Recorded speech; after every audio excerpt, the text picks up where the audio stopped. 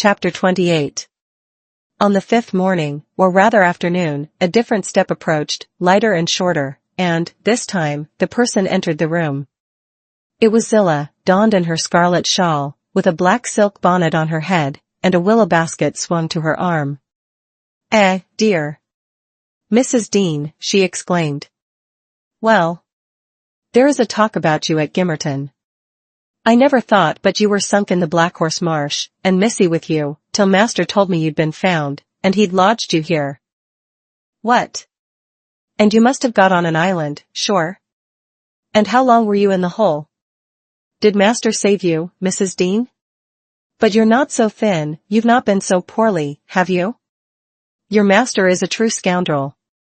I replied. But he shall answer for it. He needn't have raised that tale, it shall all be laid bare. What do you mean? Asked Zillah. It's not his tale, they tell that in the village, about your being lost in the marsh, and I calls to Earnshaw, when I come in, they's queer things, Mr. Hareton, happened since I went off. It's a sad pity of that likely young lass, and can't Nellie Dean. He stared. I thought he had not heard aught, so I told him the rumor. The master listened, and he just smiled to himself, and said, if they have been in the marsh, they are out now, Zillah. Nellie Dean is lodged, at this minute, in your room. You can tell her to flit, when you go up, here is the key. The bog water got into her head, and she would have run home quite flighty, but I fixed her till she came round to her senses. You can bid her go to the Grange at once, if she be able, and carry a message from me, that her young lady will follow in time to attend the squire's funeral. Mr. Edgar is not dead? I gasped. Oh. Zillah. No, sit you down, my good mistress, she replied, you're right sickly yet. He's not dead, Dr. Kenneth thinks he may last another day. I met him on the road and asked. Instead of sitting down, I snatched my outdoor things, and hastened below, for the way was free.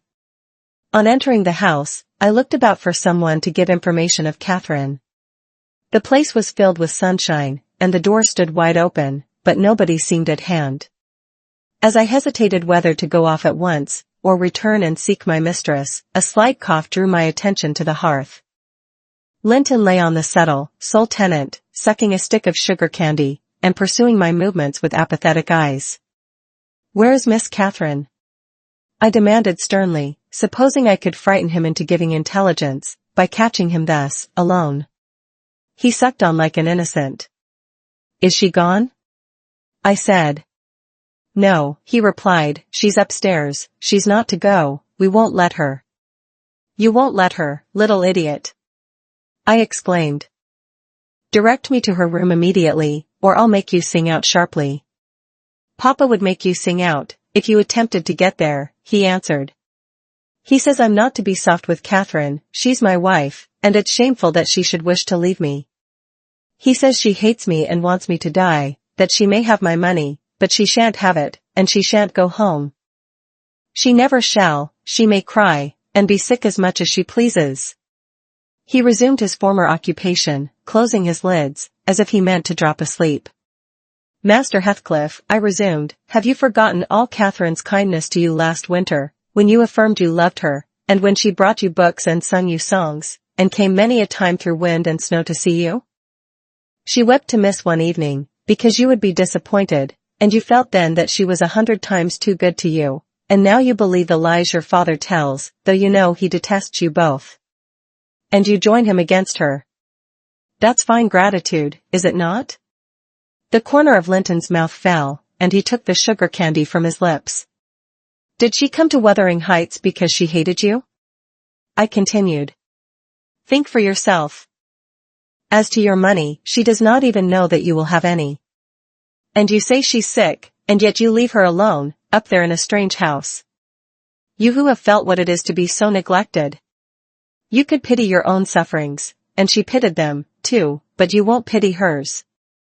I shed tears, Master Heathcliff, you see, an elderly woman, and a servant merely, and you, after pretending such affection, and having reason to worship her almost, store every tear you have for yourself, and lie there quite at ease.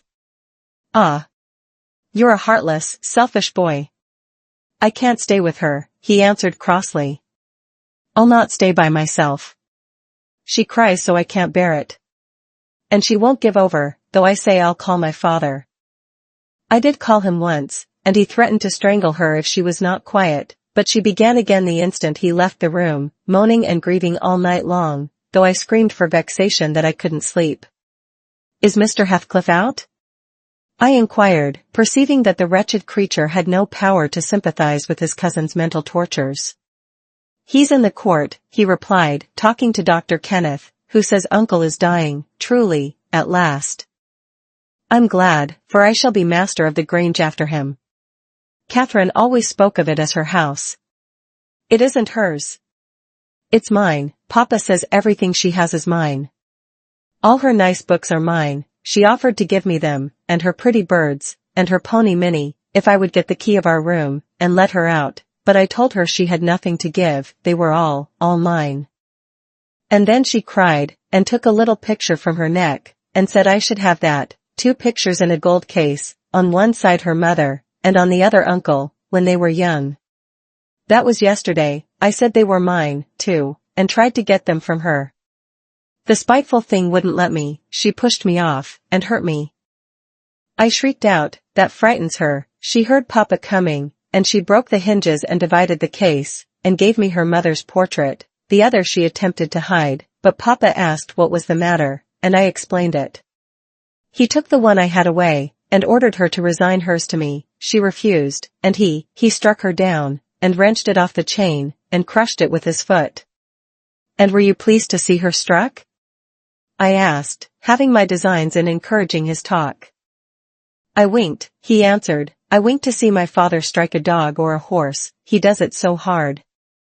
Yet I was glad at first, she deserved punishing for pushing me, but when Papa was gone, she made me come to the window and showed me her cheek cut on the inside, against her teeth, and her mouth filling with blood, and then she gathered up the bits of the picture, and went and sat down with her face to the wall, and she has never spoken to me since, and I sometimes think she can't speak for pain. I don't like to think so, but she's a naughty thing for crying continually, and she looks so pale and wild, I'm afraid of her. And you can get the key if you choose? I said. Yes, when I am upstairs, he answered, but I can't walk upstairs now. In what apartment is it? I asked. Oh, he cried, I shan't tell you where it is. It is our secret. Nobody, neither Hareton nor Zillah, is to know. There. You've tired me, go away, go away. And he turned his face onto his arm, and shut his eyes again. I considered it best to depart without seeing Mr. Heathcliff, and bring a rescue for my young lady from the Grange. On reaching it, the astonishment of my fellow servants to see me, and their joy also, was intense, and when they heard that their little mistress was safe, 2 or 3 were about to hurry up and shout the news at Mr. Edgar's door, but I bespoke the announcement of it myself. How changed I found him, even in those few days. He lay an image of sadness and resignation awaiting his death. Very young he looked, though his actual age was 39, one would have called him 10 years younger, at least. He thought of Catherine, for he murmured her name. I touched his hand, and spoke. Catherine is coming, dear master. I whispered, she is alive and well, and will be here, I hope, tonight. I trembled at the first effects of this intelligence. He half rose up, looked eagerly round the apartment, and then sank back in a swoon. As soon as he recovered, I related our compulsory visit, and detention at the Heights. I said Heathcliff forced me to go in, which was not quite true. I uttered as little as possible against Linton, nor did I describe all his father's brutal conduct, my intentions being to add no bitterness, if I could help it, to his already overflowing cup. He divined that one of his enemy's purposes was to secure the personal property, as well as the estate, to his son, or rather himself, yet why he did not wait till his decease was a puzzle to my master, because ignorant how nearly he and his nephew would quit the world together. However, he felt that his will had better be altered. Instead of leaving Catherine's fortune at her own disposal, he determined to put it in the hands of trustees for her use during life, and for her children, if she had any, after her. By that means, it could not fall to Mr. Heathcliff should Linton die. Having received his orders, I dispatched a man to fetch the attorney, and 4 more, provided with serviceable weapons, to demand my young lady of her jailer. Both parties were delayed very late. The single servant returned first. He said Mr. Green, the lawyer, was out when he arrived at his house, and he had to wait 2 hours for his re-entrance, and then Mr. Green told him he had a little business in the village that must be done, but he would be at Thrushcross Grange before morning. The 4 men came back unaccompanied also. They brought word that Catherine was ill, too ill to quit her room, and Heathcliff would not suffer them to see her. I scolded the stupid fellows well for listening to that tale, which I would not carry to my master, resolving to take a whole bevy up to the Heights, at daylight, and storm it literally, unless the prisoner were quietly surrendered to us. Her father shall see her, I vowed, and vowed again, if that devil be killed on his own doorstones in trying to prevent it. Happily, I was spared the journey and the trouble. I had gone downstairs at 3 o'clock to fetch a jug of water, and was passing through the hall with it in my hand, when a sharp knock at the front door made me jump. "Oh. It is Green," I said, recollecting myself, only Green, and I went on, intending to send somebody else to open it, but the knock was repeated, not loud, and still importunately. I put the jug on the banister and hastened to admit him myself. The harvest moon shone clear outside. It was not the attorney. My own sweet little mistress sprang on my neck sobbing, "Ellen, Ellen! Is Papa alive?" "Yes," I cried, "yes, my angel, he is, God be thanked, you are safe with us again." She wanted to run, breathless as she was, upstairs to Mr. Linton's room, but I compelled her to sit down on a chair, and made her drink, and washed her pale face, chafing it into a faint color with my apron. Then I said I must go first, and tell of her arrival, imploring her to say, she should be happy with young Heathcliff. She stared, but soon comprehending why I counseled her to utter the falsehood, she assured me she would not complain. I couldn't abide to be present at their meeting. I stood outside the chamber door a quarter of an hour, and hardly ventured near the bed, then. All was composed, however. Catherine's despair was as silent as her father's joy. She supported him calmly, in appearance, and he fixed on her features his raised eyes that seemed dilating with ecstasy. "He died blissfully, Mr. Lockwood, he died so." Kissing her cheek, he murmured, "I am going to her, and you, darling child, shall come to us," and never stirred or spoke again, but continued that rapt, radiant gaze, till his pulse imperceptibly stopped and his soul departed. None could have noticed the exact minute of his death, it was so entirely without a struggle. Whether Catherine had spent her tears, or whether the grief were too weighty to let them flow, she sat there dry-eyed till the sun rose. She sat till noon, and would still have remained brooding over that deathbed, but I insisted on her coming away and taking some repose. It was well I succeeded in removing her, for at dinner time appeared the lawyer, having called at Wuthering Heights to get his instructions how to behave. He had sold himself to Mr. Heathcliff. That was the cause of his delay in obeying my master's summons. Fortunately, no thought of worldly affairs crossed the latter's mind, to disturb him, after his daughter's arrival. Mr. Green took upon himself to order everything and everybody about the place. He gave all the servants but me notice to quit. He would have carried his delegated authority to the point of insisting that Edgar Linton should not be buried beside his wife, but in the chapel, with his family. There was the will, however, to hinder that, and my loud protestations against any infringement of its directions. The funeral was hurried over. Catherine, Mrs. Linton Heathcliff now, was suffered to stay at the Grange till her father's corpse had quitted it. She told me that her anguish had at last spurred Linton to incur the risk of liberating her. She heard the men I sent disputing at the door, and she gathered the sense of Heathcliff's answer. It drove her desperate. Linton, who had been conveyed up to the little parlour soon after I left, was terrified into fetching the key before his father reascended. He had the cunning to unlock and relock the door, without shutting it, and when he should have gone to bed, he begged to sleep with Hareton, and his petition was granted for once. Catherine stole out before break of day. She dared not try the doors lest the dogs should raise an alarm. She visited the empty chambers and examined their windows, and, luckily, lighting on her mother's, she got easily out of its lattice, and onto the ground, by means of the fir tree close by. Her accomplice suffered for his share in the escape, notwithstanding his timid contrivances. Chapter 29. The evening after the funeral, my young lady and I were seated in the library, now musing mournfully, one of us despairingly, on our loss, now venturing conjectures as to the gloomy future.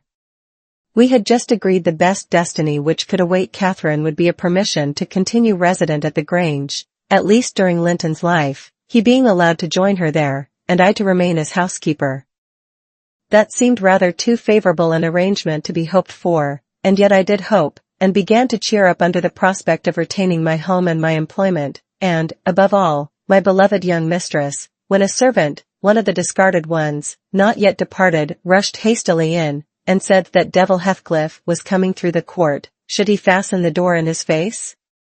If we had been mad enough to order that proceeding, we had not time. He made no ceremony of knocking or announcing his name. He was master, and availed himself of the master's privilege to walk straight in, without saying a word. The sound of our informant's voice directed him to the library. He entered and motioning him out, shut the door.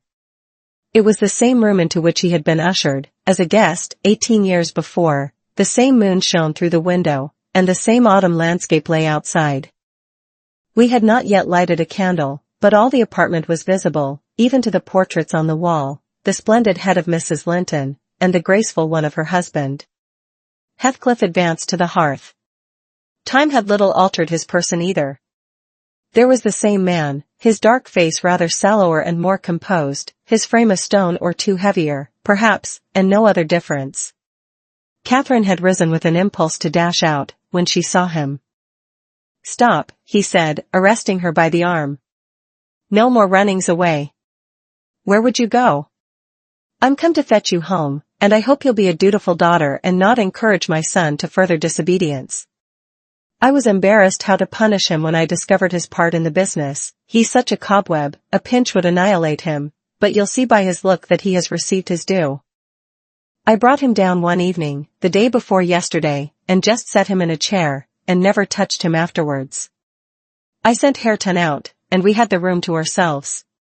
In 2 hours, I called Joseph to carry him up again, and since then my presence is as potent on his nerves as a ghost, and I fancy he sees me often, though I am not near. Hareton says he wakes and shrieks in the night by the hour together, and calls you to protect him from me, and, whether you like your precious mate, or not, you must come. He's your concern now. I yield all my interest in him to you. Why not let Catherine continue here, I pleaded, and send Master Linton to her? As you hate them both, you'd not miss them. They can only be a daily plague to your unnatural heart. I'm seeking a tenant for the Grange, he answered, and I want my children about me, to be sure. Besides, that lass owes me her services for her bread. I'm not going to nurture her in luxury and idleness after Linton is gone. Make haste and get ready, now, and don't oblige me to compel you. I shall, said Catherine. Linton is all I have to love in the world, and though you have done what you could to make him hateful to me, and me to him, you cannot make us hate each other. And I defy you to hurt him when I am by, and I defy you to frighten me. You are a boastful champion, replied Heathcliff, but I don't like you well enough to hurt him. You shall get the full benefit of the torment, as long as it lasts. It is not I who will make him hateful to you, it is his own sweet spirit. He's as bitter as gall at your desertion and its consequences. Don't expect thanks for this noble devotion. I heard him draw a pleasant picture to Zillah of what he would do if he were as strong as I. The inclination is there, and his very weakness will sharpen his wits to find a substitute for strength. I know he has a bad nature, said Catherine, he's your son. But I'm glad I've a better, to forgive it, and I know he loves me, and for that reason I love him. Mr. Heathcliff, you have nobody to love you, and, however miserable you make us, we shall still have the revenge of thinking that your cruelty arises from your greater misery. You are miserable, are you not? Lonely, like the devil, and envious like him? Nobody loves you, nobody will cry for you when you die. I wouldn't be you. Catherine spoke with a kind of dreary triumph. She seemed to have made up her mind to enter into the spirit of her future family, and draw pleasure from the griefs of her enemies. You shall be sorry to be yourself presently, said her father-in-law, if you stand there another minute. Begone, witch, and get your things. She scornfully withdrew. In her absence I began to beg for Zilla's place at the Heights, offering to resign mine to her, but he would suffer it on no account. He bid me be silent, and then, for the first time, allowed himself a glance round the room and a look at the pictures. Having studied Mrs. Linton's, he said, I shall have that home. Not because I need it, but, he turned abruptly to the fire, and continued, with what, for lack of a better word, I must call a smile, I'll tell you what I did yesterday. I got the sexton, who was digging Linton's grave, to remove the earth off her coffin lid, and I opened it. I thought, once, I would have stayed there. When I saw her face again, it is hers yet. He had hard work to stir me, but he said it would change if the air blew on it, and so I struck one side of the coffin loose, and covered it up, not Linton's side, damn him. I wish he'd been soldered in lead. And I bribed the sexton to pull it away when I'm laid there, and slide mine out too. I'll have it made so, and then by the time Linton gets to us he'll not know which is which. You were very wicked, Mr. Heathcliff. I exclaimed, were you not ashamed to disturb the dead? I disturbed nobody, Nelly, he replied, and I gave some ease to myself. I shall be a great deal more comfortable now, and you'll have a better chance of keeping me underground, when I get there. Disturbed her? No. She has disturbed me, night and day, through 18 years, incessantly, remorselessly, till yesternight, and yesternight I was tranquil. I dreamt I was sleeping the last sleep by that sleeper, with my heart stopped and my cheek frozen against hers. And if she had been dissolved into earth, or worse, what would you have dreamt of then? I said. Of dissolving with her, and being more happy still, he answered. Do you suppose I dread any change of that sort? I expected such a transformation on raising the lid, but I'm better pleased that it should not commence till I share it. Besides, unless I had received a distinct impression of her passionless features, that strange feeling would hardly have been removed. It began oddly. You know I was wild after she died, and eternally, from dawn to dawn, praying her to return to me her spirit. I have a strong faith in ghosts, I have a conviction that they can, and do, exist among us. The day she was buried, there came a fall of snow. In the evening I went to the churchyard. It blew bleak as winter, all round was solitary.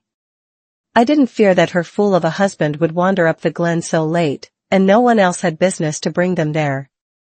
Being alone, and conscious 2 yards of loose earth was the sole barrier between us, I said to myself, I'll have her in my arms again. If she be cold, I'll think it is this north wind that chills me, and if she be motionless, it is sleep. I got a spade from the tool house, and began to delve with all my might. It scraped the coffin, I fell to work with my hands, the wood commenced cracking about the screws, I was on the point of attaining my object, when it seemed that I heard a sigh from someone above, close at the edge of the grave, and bending down. If I can only get this off, I muttered, I wish they may shovel in the earth over us both, and I wrenched at it more desperately still. There was another sigh, close at my ear. I appeared to feel the warm breath of it displacing the sleet-laden wind. I knew no living thing in flesh and blood was by, but, as certainly as you perceive the approach to some substantial body in the dark, though it cannot be discerned, so certainly I felt that Cathy was there, not under me, but on the earth. A sudden sense of relief flowed from my heart through every limb.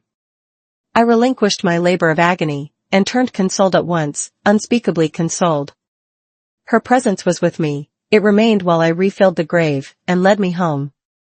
You may laugh, if you will, but I was sure I should see her there. I was sure she was with me, and I could not help talking to her. Having reached the Heights, I rushed eagerly to the door. It was fastened, and, I remember, that accursed Earnshaw and my wife opposed my entrance. I remember stopping to kick the breath out of him, and then hurrying upstairs, to my room and hers. I looked round impatiently, I felt her by me, I could almost see her, and yet I could not. I ought to have sweat blood then, from the anguish of my yearning, from the fervor of my supplications to have but one glimpse. I had not one. She showed herself, as she often was in life, a devil to me. And, since then, sometimes more and sometimes less, I've been the sport of that intolerable torture. Infernal. Keeping my nerves at such a stretch that, if they had not resembled catgut, they would long ago have relaxed to the feebleness of Linton's. When I sat in the house with Hareton, it seemed that on going out I should meet her, when I walked on the moors I should meet her coming in. When I went from home I hastened to return, she must be somewhere at the Heights, I was certain. And when I slept in her chamber, I was beaten out of that. I couldn't lie there, for the moment I closed my eyes, she was either outside the window, or sliding back the panels, or entering the room, or even resting her darling head on the same pillow as she did when a child, and I must open my lids to see. And so I opened and closed them 100 times a night, to be always disappointed. It racked me. I've often groaned aloud, till that old rascal Joseph no doubt believed that my conscience was playing the fiend inside of me. Now, since I've seen her, I'm pacified, a little. It was a strange way of killing, not by inches, but by fractions of hairbreadths, to beguile me with the spectre of a hope through 18 years. Mr. Heathcliff paused and wiped his forehead, his hair clung to it, wet with perspiration, his eyes were fixed on the red embers of the fire, the brows not contracted, but raised next the temples, diminishing the grim aspect of his countenance, but imparting a peculiar look of trouble, and a painful appearance of mental tension towards one absorbing subject. He only half addressed me, and I maintained silence. I didn't like to hear him talk. After a short period he resumed his meditation on the picture, took it down and leant it against the sofa to contemplate it at better advantage, and while so occupied Catherine entered, announcing that she was ready, when her pony should be saddled. "Send that over tomorrow," said Heathcliff to me, then turning to her, he added, "You may do without your pony, it is a fine evening, and you'll need no ponies at Wuthering Heights, for what journeys you take, your own feet will serve you. Come along." "Goodbye, Ellen," whispered my dear little mistress. As she kissed me, her lips felt like ice. "Come and see me, Ellen, don't forget." "Take care you do no such thing, Mrs. Dean," said her new father. "When I wish to speak to you I'll come here. I want none of your prying at my house." He signed her to precede him, and casting back a look that cut my heart, she obeyed. I watched them, from the window, walk down the garden. Heathcliff fixed Catherine's arm under his, though she disputed the act at first evidently, and with rapid strides he hurried her into the alley, whose trees concealed them. Chapter 30. I have paid a visit to the Heights, but I have not seen her since she left. Joseph held the door in his hand when I called to ask after her, and wouldn't let me pass. He said Mrs. Linton was straying, and the master was not in. Zillah has told me something of the way they go on, otherwise I should hardly know who is dead and who living. She thinks Catherine haughty, and does not like her, I can guess by her talk. My young lady asked some aid of her when she first came, but Mr. Heathcliff told her to follow her own business, and let his daughter-in-law look after herself, and Zillah willingly acquiesced, being a narrow-minded, selfish woman. Catherine evinced a child's annoyance at this neglect, repaid it with contempt, and thus enlisted my informant among her enemies, as securely as if she had done her some great wrong. I had a long talk with Zillah about 6 weeks ago, a little before you came, one day when we foregathered on the moor, and this is what she told me. The first thing Mrs. Linton did, she said, on her arrival at the Heights, was to run upstairs, without even wishing good evening to me and Joseph. She shut herself into Linton's room, and remained till morning. Then, while the master and Earnshaw were at breakfast, she entered the house, and asked all in a quiver if the doctor might be sent for. Her cousin was very ill. "We know that," answered Heathcliff, "but his life is not worth a farthing, and I won't spend a farthing on him." "But I cannot tell how to do," she said, "and if nobody will help me, he'll die." "Walk out of the room," cried the master, "and let me never hear a word more about him. None here care what becomes of him. If you do, act the nurse, if you do not, lock him up and leave him." Then she began to bother me, and I said I'd had enough plague with the tiresome thing. We each had our tasks, and hers was to wait on Linton. Mr. Heathcliff bid me leave that labor to her. How they managed together, I can't tell. I fancy he fretted a great deal, and moaned Hisselm night and day, and she had precious little rest, one could guess by her white face and heavy eyes. She sometimes came into the kitchen all wildered-like, and looked as if she would fain beg assistance, but I was not going to disobey the master. I never dared disobey him, Mrs. Dean, and, though I thought it wrong that Kenneth should not be sent for, it was no concern of mine either to advise or complain, and I always refused to meddle. Once or twice, after we had gone to bed, I've happened to open my door again and seen her sitting crying on the stairs top, and then I've shut myself in quick, for fear of being moved to interfere. I did pity her then, I'm sure, still I didn't wish to lose my place, you know. At last, one night she came boldly into my chamber, and frightened me out of my wits, by saying, "Tell Mr. Heathcliff that his son is dying, I'm sure he is, this time. Get up, instantly, and tell him." Having uttered this speech, she vanished again. I lay a quarter of an hour listening and trembling. Nothing stirred, the house was quiet. She's mistaken, I said to myself. He's got over it. I needn't disturb them, and I began to doze. But my sleep was marred a second time by a sharp ringing of the bell, the only bell we have, put up on purpose for Linton, and the master called to me to see what was the matter, and informed them that he wouldn't have that noise repeated. I delivered Catherine's message. He cursed to himself, and in a few minutes came out with a lighted candle, and proceeded to their room. I followed. Mrs. Heathcliff was seated by the bedside, with her hands folded on her knees. Her father-in-law went up, held the light to Linton's face, looked at him, and touched him. Afterwards he turned to her. "Now, Catherine," he said, "how do you feel?" She was dumb. "How do you feel, Catherine?" he repeated. "He's safe, and I'm free," she answered. "I should feel well, but," she continued, with a bitterness she couldn't conceal, "you have left me so long to struggle against death alone, that I feel and see only death. I feel like death." And she looked like it, too. I gave her a little wine. Hareton and Joseph, who had been wakened by the ringing and the sound of feet, and heard our talk from outside, now entered. Joseph was fain, I believe, of the lad's removal. Hareton seemed a thought bothered, though he was more taken up with staring at Catherine than thinking of Linton. But the master bid him get off to bed again, we didn't want his help. He afterwards made Joseph remove the body to his chamber, and told me to return to mine, and Mrs. Heathcliff remained by herself. In the morning, he sent me to tell her she must come down to breakfast. She had undressed, and appeared going to sleep, and said she was ill, at which I hardly wondered. I informed Mr. Heathcliff, and he replied, "Well, let her be till after the funeral, and go up now and then to get her what is needful, and, as soon as she seems better, tell me."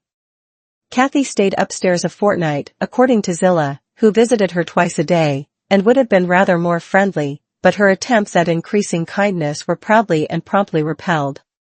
Heathcliff went up once, to show her Linton's will. He had bequeathed the whole of his, and what had been her, movable property, to his father. The poor creature was threatened, or coaxed, into that act during her week's absence, when his uncle died. The lands, being a minor, he could not meddle with. However, Mr. Heathcliff has claimed and kept them in his wife's right and is also, I suppose legally, at any rate, Catherine, destitute of cash and friends, cannot disturb his possession. Nobody, said Zillah, ever approached her door, except that once, but and nobody asked anything about her.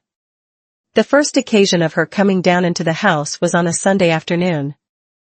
She had cried out, when I carried up her dinner, that she couldn't bear any longer being in the cold, and I told her the master was going to Thrushcross Grange, and Earnshaw, and I needn't hinder her from descending, so, as soon as she heard Heathcliff's horse trot off, she made her appearance, donned in black, and her yellow curls combed back behind her ears as plain as a Quaker. She couldn't comb them out. Joseph and I generally go to chapel on Sundays. The kirk, you know, has no minister now, explained Mrs. Dean, and they call the Methodists' or Baptists' place, I can't say which it is, at Gimmerton, a chapel. Joseph had gone, she continued, but I thought proper to bide at home. Young folks are always the better for an elder's overlooking, and Hareton, with all his bashfulness, isn't a model of nice behavior. I let him know that his cousin would very likely sit with us, and she had been always used to see the Sabbath respected, so he had as good leave his guns and bits of indoor work alone, while she stayed. He colored up at the news, and cast his eyes over his hands and clothes. The train oil and gunpowder were shoved out of sight in a minute. I saw he meant to give her his company, and I guessed, by his way, he wanted to be presentable, so, laughing, as I durst not laugh when the master is by, I offered to help him, if he would, and joked at his confusion. He grew sullen, and began to swear. Now, Mrs. Dean, Zillah went on, seeing me not pleased by her manner, you happen think your young lady too fine for Mr. Hareton, and happen you're right, but I own I should love well to bring her pride a peg lower. And what will all her learning and her daintiness do for her, now? She's as poor as you or I, poorer, I'll be bound, you're saving, and I'm doing my little all that road. Hareton allowed Zillah to give him her aid, and she flattered him into a good humor, so, when Catherine came, half forgetting her former insults, he tried to make himself agreeable, by the housekeeper's account. Mrs. walked in, she said, as chill as an icicle, and as high as a princess. I got up and offered her my seat in the armchair. No, she turned up her nose at my civility. Earnshaw rose, too, and bid her come to the settle, and sit close by the fire. He was sure she was starved. I've been starved a month and more, she answered, resting on the word as scornful as she could. And she got a chair for herself, and placed it at a distance from both of us. Having sat till she was warm, she began to look round, and discovered a number of books on the dresser. She was instantly upon her feet again, stretching to reach them, but they were too high up. Her cousin, after watching her endeavors a while, at last summoned courage to help her. She held her frock, and he filled it with the first that came to hand. That was a great advance for the lad. She didn't thank him, still, he felt gratified that she had accepted his assistance, and ventured to stand behind as she examined them, and even to stoop and point out what struck his fancy in certain old pictures which they contained. Nor was he daunted by the saucy style in which she jerked the page from his finger. He contented himself with going a bit farther back and looking at her instead of the book. She continued reading, or seeking for something to read. His attention became, by degrees, quite centered in the study of her thick silky curls. Her face he couldn't see, and she couldn't see him. And, perhaps, not quite awake to what he did, but attracted like a child to a candle, at last he proceeded from staring to touching. He put out his hand and stroked one curl, as gently as if it were a bird. He might have stuck a knife into her neck. She started round in such a taking. Get away this moment. How dare you touch me? Why are you stopping there? She cried, in a tone of disgust. I can't endure you. I'll go upstairs again, if you come near me. Mr. Hareton recoiled, looking as foolish as he could do. He sat down in the settle very quiet, and she continued turning over her volumes another half hour. Finally, Earnshaw crossed over, and whispered to me. Will you ask her to read to us, Zillah? I'm stalled of doing naught, and I could like to hear her. Do not say I wanted it, but ask of your son. Mr. Hareton wishes you would read to us, ma'am, I said, immediately. He'd take it very kind, he'd be much obliged. She frowned, and looking up, answered. Mr. Hareton, and the whole set of you, will be good enough to understand that I reject any pretense at kindness you have the hypocrisy to offer. I despise you, and will have nothing to say to any of you. When I would have given my life for one kind word, even to see one of your faces, you all kept off. But I won't complain to you. I'm driven down here by the cold, not either to amuse you or enjoy your society. What could I have done? Began Earnshaw. How was I to blame? Oh. You are an exception, answered Mrs. Heathcliff. I never missed such a concern as you. But I offered more than once, and asked, he said, kindling up at her pertness, I asked Mr. Heathcliff to let me wake for you. Be silent. I'll go out of doors, or anywhere, rather than have your disagreeable voice in my ear, said my lady. Hareton muttered she might go to hell, for him. And unslinging his gun, restrained himself from his Sunday occupations no longer.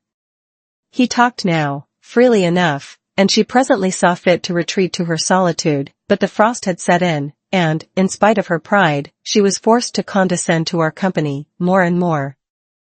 However, I took care there should be no further scorning at my good nature. Ever since, I've been as stiff as herself, and she has no lover or liker among us, and she does not deserve one, for, let them say the least word to her, and she'll curl back without respect of anyone. She'll snap at the master himself, and as good as dares him to thrash her, and the more hurt she gets, the more venomous she grows. At first, on hearing this account from Zillah, I determined to leave my situation, take a cottage, and get Catherine to come and live with me, but Mr. Heathcliff would as soon permit that as he would set up Hareton in an independent house, and I can see no remedy, at present, unless she could marry again, and that scheme it does not come within my province to arrange. Thus ended Mrs. Dean's story. Notwithstanding the doctor's prophecy, I am rapidly recovering strength, and though it be only the second week in January, I propose getting out on horseback in a day or two, and riding over to Wuthering Heights, to inform my landlord that I shall spend the next 6 months in London, and, if he likes, he may look out for another tenant to take the place after October. I would not pass another winter here for much. Chapter 31. Yesterday was bright, calm, and frosty. I went to the Heights as I proposed. My housekeeper entreated me to bear a little note from her to her young lady, and I did not refuse, for the worthy woman was not conscious of anything odd in her request. The front door stood open, but the jealous gate was fastened. As at my last visit, I knocked and invoked Earnshaw from among the garden beds. He unchained it, and I entered. The fellow is as handsome a rustic as need be seen. I took particular notice of him this time, but then he does his best apparently to make the least of his advantages. I asked if Mr. Heathcliff were at home. He answered, no, but he would be in at dinner time. It was 11 o'clock, and I announced my intention of going in and waiting for him, at which he immediately flung down his tools and accompanied me, in the office of watchdog, not as a substitute for the host. We entered together. Catherine was there, making herself useful in preparing some vegetables for the approaching meal. She looked more sulky and less spirited than when I had seen her first. She hardly raised her eyes to notice me, and continued her employment with the same disregard to common forms of politeness as before, never returning my bow and good morning by the slightest acknowledgement. She does not seem so amiable, I thought, as Mrs. Dean would persuade me to believe. She's a beauty, it is true, but not an angel. Earnshaw surlily bid her remove her things to the kitchen. Remove them yourself, she said, pushing them from her as soon as she had done, and retiring to a stool by the window, where she began to carve figures of birds and beasts out of the turnip parings in her lap. I approached her, pretending to desire a view of the garden, and, as I fancied, adroitly dropped Mrs. Dean's note onto her knee, unnoticed by Hareton, but she asked aloud, "What is that?" and chucked it off. "A letter from your old acquaintance, the housekeeper at the Grange," I answered, annoyed at her exposing my kind deed, and fearful lest it should be imagined a missive of my own. She would gladly have gathered it up at this information, but Hareton beat her. He seized and put it in his waistcoat, saying Mr. Heathcliff should look at it first. Thereat, Catherine silently turned her face from us, and, very stealthily, drew out her pocket handkerchief and applied it to her eyes, and her cousin, after struggling a while to keep down his softer feelings, pulled out the letter and flung it on the floor beside her, as ungraciously as he could. Catherine caught and perused it eagerly, then she put a few questions to me concerning the inmates, rational and irrational, of her former home, and gazing towards the hills, murmured in soliloquy, "I should like to be riding Minnie down there. I should like to be climbing up there. Oh, I'm tired, I'm stalled, Hareton." And she leant her pretty head back against the sill, with half a yawn and half a sigh, and lapsed into an aspect of abstracted sadness, neither caring nor knowing whether we remarked her. "Mrs. Heathcliff," I said, after sitting some time mute, "you are not aware that I am an acquaintance of yours? So intimate that I think it strange you won't come and speak to me. My housekeeper never wearies of talking about and praising you, and she'll be greatly disappointed if I return with no news of or from you, except that you received her letter and said nothing." She appeared to wonder at this speech, and asked, "Does Ellen like you?" "Yes, very well," I replied, hesitatingly. "You must tell her," she continued, "that I would answer her letter, but I have no materials for writing. not even a book from which I might tear a leaf. No books? I exclaimed. How do you contrive to live here without them? If I may take the liberty to inquire. Though provided with a large library, I'm frequently very dull at the Grange. Take my books away, and I should be desperate. I was always reading, when I had them, said Catherine, and Mr. Heathcliff never reads, so he took it into his head to destroy my books. I have not had a glimpse of one for weeks. Only once, I searched through Joseph's store of theology, to his great irritation, and once, Hareton, I came upon a secret stock in your room, some Latin and Greek, and some tales and poetry, all old friends. I brought the last here, and you gathered them, as a magpie gathers silver spoons, for the mere love of stealing. They are of no use to you, or else you concealed them in the bad spirit that, as you cannot enjoy them, nobody else shall. Perhaps your envy counseled Mr. Heathcliff to rob me of my treasures? But I've most of them written on my brain and printed in my heart, and you cannot deprive me of those. Earnshaw blushed crimson when his cousin made this revelation of his private literary accumulations, and stammered an indignant denial of her accusations. Mr. Hareton is desirous of increasing his amount of knowledge, I said, coming to his rescue. He is not envious, but emulous of your attainments. He'll be a clever scholar in a few years.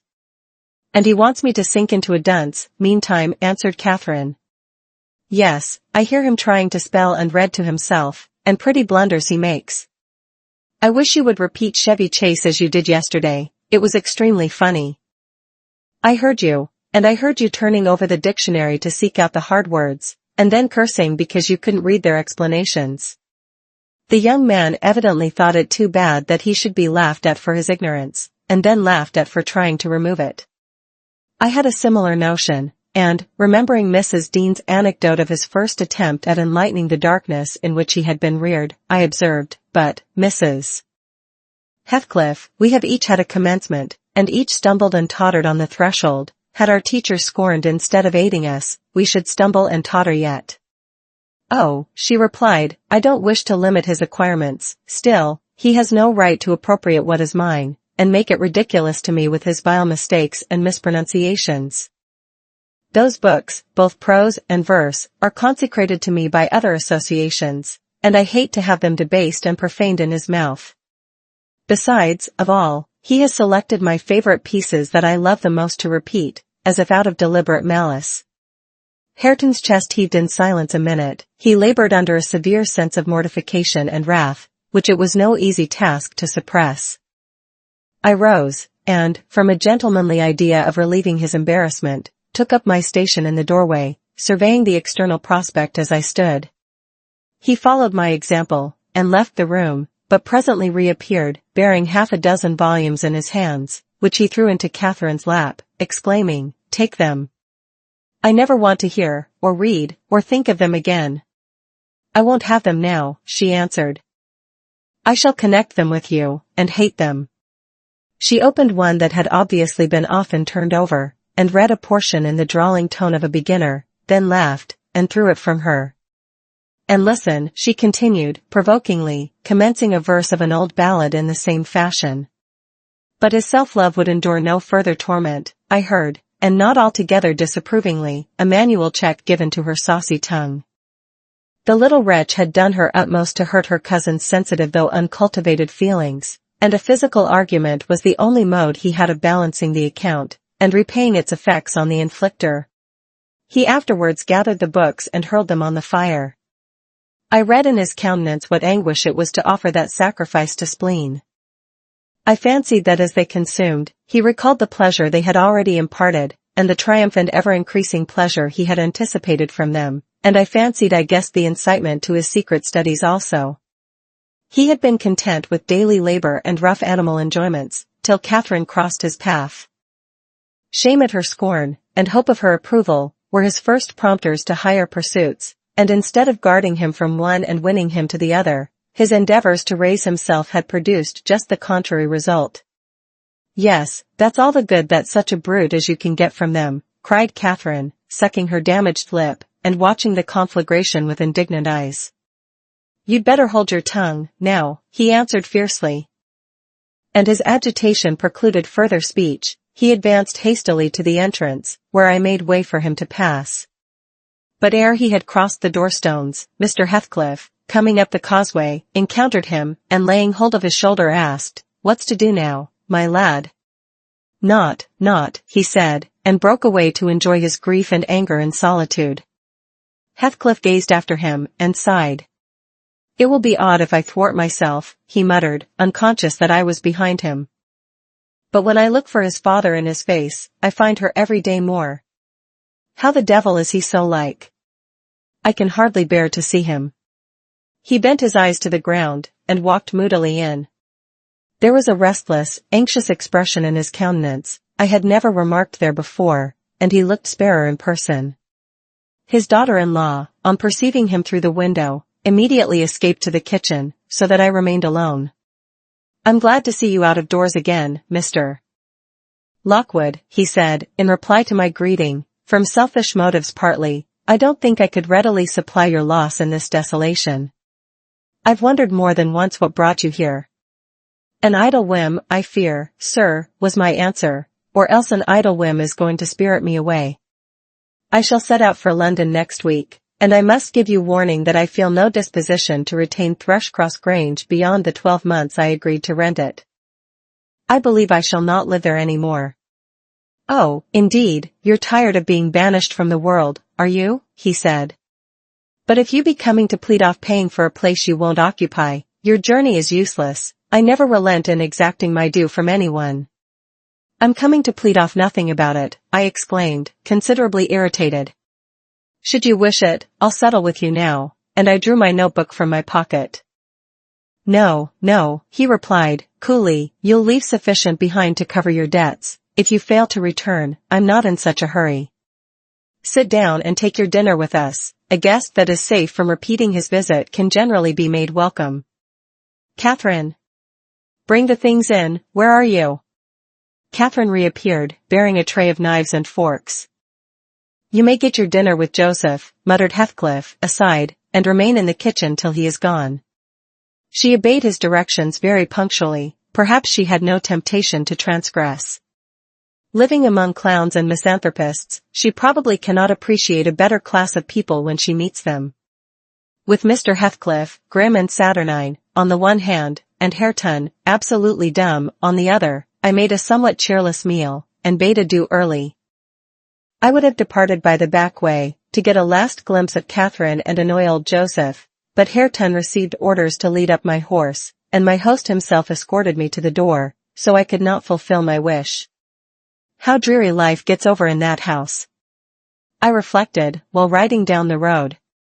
What a realization of something more romantic than a fairy tale it would have been for Mrs. Linton Heathcliff, had she and I struck up an attachment, as her good nurse desired, and migrated together into the stirring atmosphere of the town. Chapter 32. 1802. This September I was invited to devastate the moors of a friend in the north, and on my journey to his abode, I unexpectedly came within 15 miles of Gimmerton. The ostler at a roadside public house was holding a pail of water to refresh my horses, when a cart of very green oats, newly reaped, passed by, and he remarked, "Yon's froa Gimmerton, na. There alles 3 wick after other folk wy their harvest." Gimmerton? I repeated. My residence in that locality had already grown dim and dreamy. "Ah. I know. How far is it from this?" "Happen 14 mile o'er th hills, and a rough road," he answered. A sudden impulse seized me to visit Thrushcross Grange. It was scarcely noon, and I conceived that I might as well pass the night under my own roof as in an inn. Besides, I could spare a day easily to arrange matters with my landlord, and thus save myself the trouble of invading the neighborhood again. Having rested a while, I directed my servant to inquire the way to the village, and, with great fatigue to our beasts, we managed the distance in some 3 hours. I left him there, and proceeded down the valley alone. The grey church looked greyer, and the lonely churchyard lonelier. I distinguished a moor sheep cropping the short turf on the graves. It was sweet, warm weather, too warm for traveling, but the heat did not hinder me from enjoying the delightful scenery above and below. Had I seen it nearer August, I'm sure it would have tempted me to waste a month among its solitudes. In winter nothing more dreary, in summer nothing more divine, than those glens shut in by hills, and those bluff, bold swells of heath. I reached the Grange before sunset, and knocked for admittance, but the family had retreated into the back premises, I judged, by one thin, blue wreath, curling from the kitchen chimney, and they did not hear. I rode into the court. Under the porch, a girl of 9 or 10 sat knitting, and an old woman reclined on the house steps, smoking a meditative pipe. "Is Mrs. Dean within?" I demanded of the dame. "Mistress Dean?" "Nay," she answered, "she doesn't bide here, she's up at Heights." "Are you the housekeeper, then?" I continued. "I keep housa," she replied. "Well, I'm Mr. Lockwood, the master. Are there any rooms to lodge me in, I wonder? I wish to stay all night." "Maester," she cried in astonishment. "Wet, whoever knew ya were coming? Ya said ha send word. They snout norther dry nor mensful about tea place, now there isn't." She threw down her pipe and bustled in, the girl followed, and I entered too, soon perceiving that her report was true, and, moreover, that I had almost upset her wits by my unwelcome apparition. I bade her be composed. I would go out for a walk, and, meantime she must try to prepare a corner of a sitting room for me to sup in, and a bedroom to sleep in. No sweeping and dusting, only good fire and dry sheets were necessary. She seemed willing to do her best, though she thrust the hearth-brush into the grates in mistake for the poker, and malappropriated several other articles of her craft, but I retired, confiding in her energy for a resting place against my return. Wuthering Heights was the goal of my proposed excursion. An afterthought brought me back, when I had quitted the court. "All well at the Heights?" I inquired of the woman.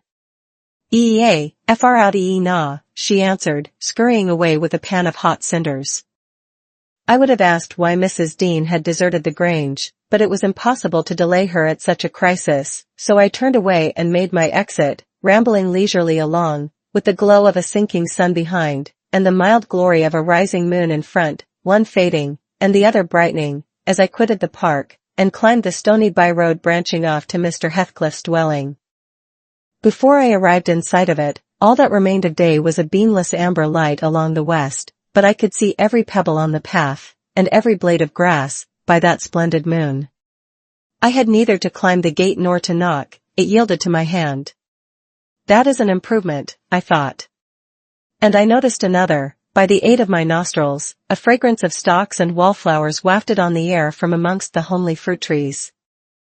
Both doors and lattices were open, and yet, as is usually the case in a coal district, a fine red fire illumined the chimney. The comfort which the eye derives from it renders the extra heat endurable. But the house of Wuthering Heights is so large that the inmates have plenty of space for withdrawing out of its influence, and accordingly what inmates there were had stationed themselves not far from one of the windows. I could both see them and hear them talk before I entered, and looked and listened in consequence, being moved thereto by a mingled sense of curiosity and envy, that grew as I lingered. "Contrary," said a voice as sweet as a silver bell. "That for the third time, you dunce. I'm not going to tell you again. Recollect, or I'll pull your hair." "Contrary, then," answered another, in deep but softened tones. "And now, kiss me, for minding so well." "No, read it over first correctly, without a single mistake." The male speaker began to read. He was a young man, respectably dressed and seated at a table, having a book before him. His handsome features glowed with pleasure, and his eyes kept impatiently wandering from the page to a small white hand over his shoulder, which recalled him by a smart slap on the cheek, whenever its owner detected such signs of inattention. Its owner stood behind, her light, shining ringlets blending, at intervals, with his brown locks, as she bent to superintend his studies, and her face, it was lucky he could not see her face, or he would never have been so steady. I could, and I bit my lip in spite, at having thrown away the chance I might have had of doing something besides staring at its smiting beauty. The task was done, not free from further blunders, but the pupil claimed a reward, and received at least 5 kisses, which, however, he generously returned. Then they came to the door, and from their conversation I judged they were about to issue out and have a walk on the moors. I supposed I should be condemned in Hareton Earnshaw's heart, if not by his mouth, to the lowest pit in the infernal regions if I showed my unfortunate person in his neighborhood then, and feeling very mean and malignant, I skulked round to seek refuge in the kitchen. There was unobstructed admittance on that side also, and at the door sat my old friend Nellie Dean, sewing and singing a song, which was often interrupted from within by harsh words of scorn and intolerance, uttered in far from musical accents. I'd rather, by Th. Hoff, Hedm swearing I my lugs for H morn to neat, nor hearken ye hossever, said the tenant of the kitchen, in answer to an unheard speech of Nellie's. It's a blazing shame, that I cannot open T blessed book, but ya set up them glories to Satan, and all T flaysome wickednesses that ever were born into Th world. Oh! Ye're a rate nout, and shoes another, and that poor lad be lost atween ye. Poor lad, he added, with a groan, he's witched, I'm sartin on't. Oh, Lord, Judge M, for there's norther law nor justice among wer rullers. No. Or we should be sitting in flaming faggots, I suppose, retorted the singer. But wisht, old man, and read your Bible like a Christian, and never mind me. This is Fairy Annie's wedding, a bonny tune, it goes to a dance. Mrs. Dean was about to recommence, when I advanced, and recognizing me directly, she jumped to her feet, crying, "Why, bless you, Mr. Lockwood. How could you think of returning in this way? All shut up at Thrushcross Grange. You should have given us notice." "I've arranged to be accommodated there, for as long as I shall stay," I answered. "I depart again tomorrow." "And how are you transplanted here, Mrs. Dean? Tell me that." "Zillah left, and Mr. Heathcliff wished me to come, soon after you went to London, and stay till you returned. But, step in, pray. Have you walked from Gimmerton this evening?" "From the Grange," I replied, "and while they make me lodging room there, I want to finish my business with your master, because I don't think of having another opportunity in a hurry." "What business, sir?" said Nellie, conducting me into the house. "He's gone out at present, and won't return soon." "About the rent," I answered. "Oh. Then it is with Mrs. Heathcliff you must settle," she observed, "or rather with me. She has not learned to manage her affairs yet, and I act for her, there's nobody else." I looked surprised. "Ah. You have not heard of Heathcliff's death, I see," she continued. "Heathcliff dead?" I exclaimed, astonished. "How long ago?" "3 months since. But sit down, and let me take your hat, and I'll tell you all about it." "Stop, you have had nothing to eat, have you?"